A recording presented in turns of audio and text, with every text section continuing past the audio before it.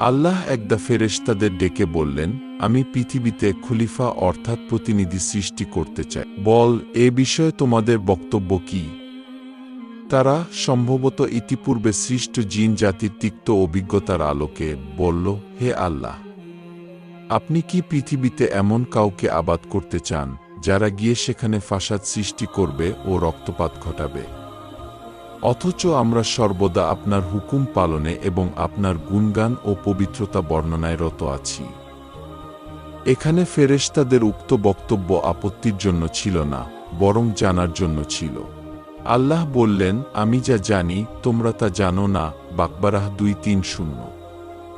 অর্থাৎ আল্লাহ চান এ পৃথিবীতে এমন একটা সৃষ্টির আবাদ করতে যারা হবে জ্ঞান ও ইচ্ছাশক্তি সম্পন্ন এবং নিজস্ব বিচার বুদ্ধি ও চিন্তাগবেষণা সহকারে স্বেচ্ছায় জ্ঞানে আল্লাহর বিধানসমূহের আনুগত্য করবে ও তার ইবাদত করবে।